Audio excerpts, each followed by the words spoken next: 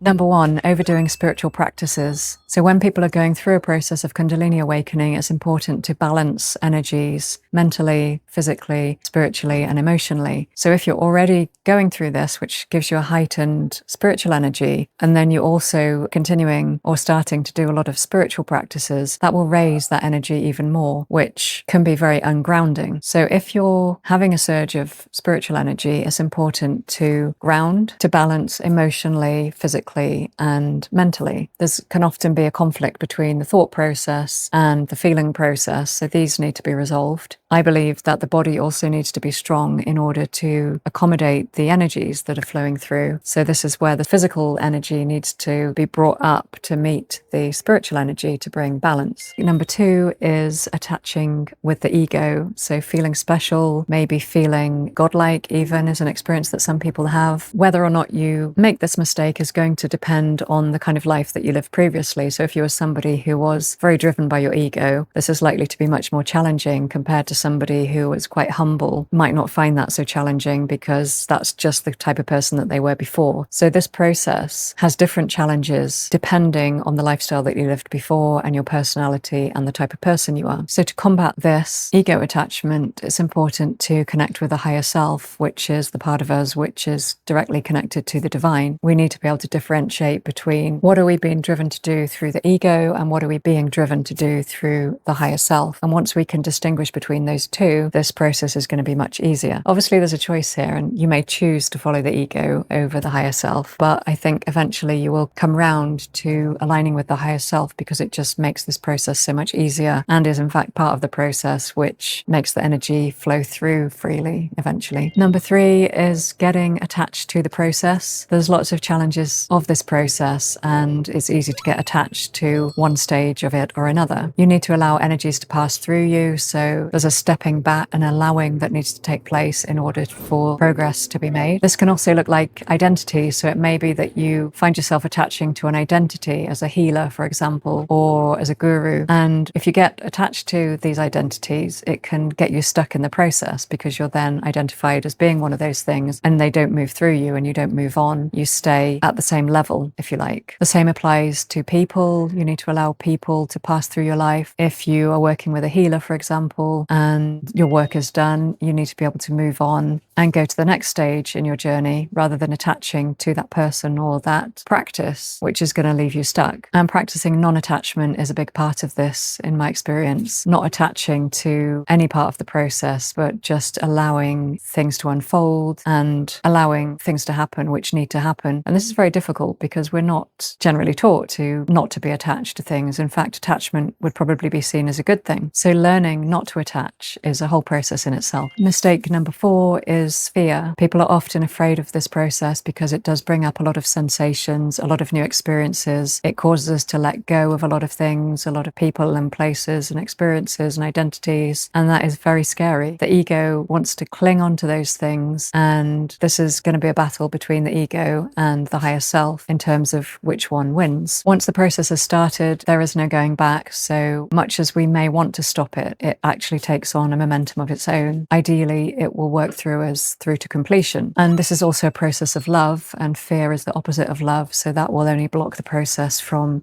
taking its natural course. Mistake number five, which I think I mentioned briefly before, is clinging on to the old identity. This process forces us to let go of people, let go of our lifestyle, let go of status, and let go of our judgments about ourselves and about others. So clinging on to our old identity is going to be very unhelpful. We need to be able to let go of that. If this resonates with you, I'd be interested to hear your comments, and please remember to like and subscribe.